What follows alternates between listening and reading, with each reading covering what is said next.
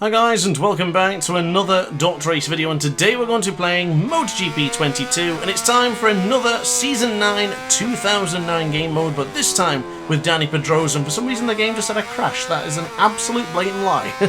But we're using Dani Pedrosa here in Laguna Seca, and we have a very simple objective. So we need to resist Valentino Rossi's attacks and distance the 9-time world champion by at least half a second.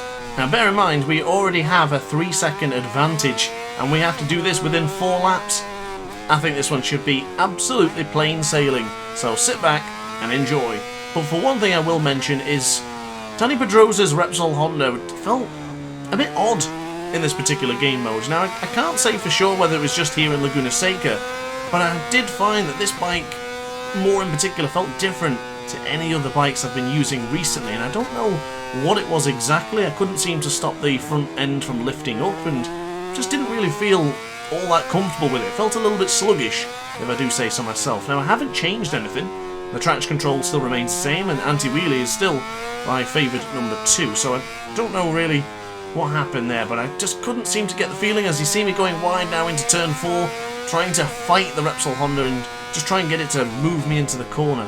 And what my only sort of idea could be is that the tyres are just absolutely knackered in this particular objective, and I guess this is where the challenge really comes into its own.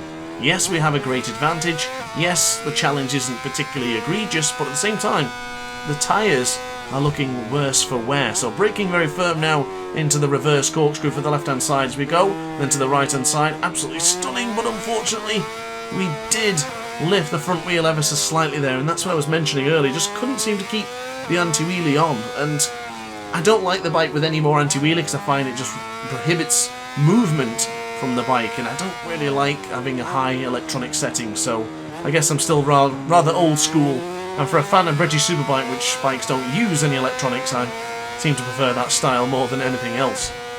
But across the line we do set our fastest lap of the Grand Prix so far, and that is a 1:21.601, but I will tell you, I can do a lot better than that, so let's see what happens in the next coming laps.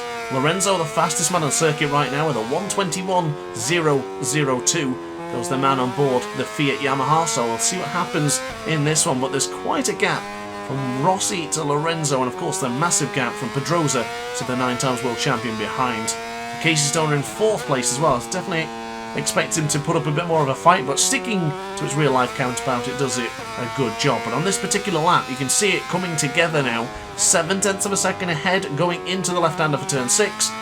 Looking pretty nice so far. So hard on the acceleration and hard on the brakes once more for the corkscrew for turn 8. Now keep it nice and tight. Beautifully done there. Really tight to the apex. Perfectly done. Not getting that front wheel up, and we're up by a whole second now, so this is really coming together now. It took me a few laps to get the feeling, but now the feeling's there, I don't want it to go. It feels great, it feels really good, and I'm enjoying the ride on board the Repsol Honda. So braking firm now into the final corner for the victory corner for turn 11, and bringing on the power. Nicky Hayden has gone down. He was trailing behind Casey Stone. Unfortunately he has just crashed, and still somehow held on to 6th place for a while, but has unfortunately now since been passed by Vermeulen and Randy De Punier. Shout out to Randy De Punier. I don't think anyone really remembers much of Randy De Punier, but I certainly do. He had some epic liveries on the LCR Honda, so good to see him in the video game. So the fastest lap time for us, a 1:22.23. So as mentioned, it certainly wasn't my potential, was the 1:21.601. We've changed since then, and we're actually going to be improving the lap time now on this final lap of the race. 1.4 laps of fuel in the bag, it says. Well, the fuel still looks a little bit ominous, so I'll have to be a bit careful with that one. I don't want to be caught out into the final corner here in victory corner for Laguna Seca, but bringing on the power, 3.8 seconds clear from Valentino. Loving life here at the front is Dani Pedrosa as we go firm on the brakes for 7, keeping it nice and tight to the apex for turn 8, and keeping it nice and tight for the apex for the second part of the corkscrew. Just absolutely dominating that sector.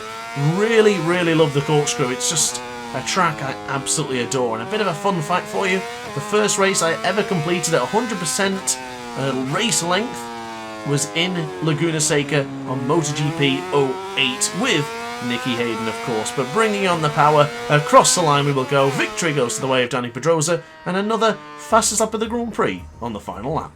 But guys, that's it from me. I hope you enjoyed. Thanks for watching as always, and I'll see you in the next one. So like, comment and subscribe, and ciao for now. Oh hi, didn't quite see you there. Good to see you're still here. If this video didn't quite sate your appetite, then why not watch some more DrAce content by clicking the video shown on screen now. Furthermore, if you would like to follow me on social media, you can do so now with the links down in the description. Consider subscribing so you don't miss a single DrAce video.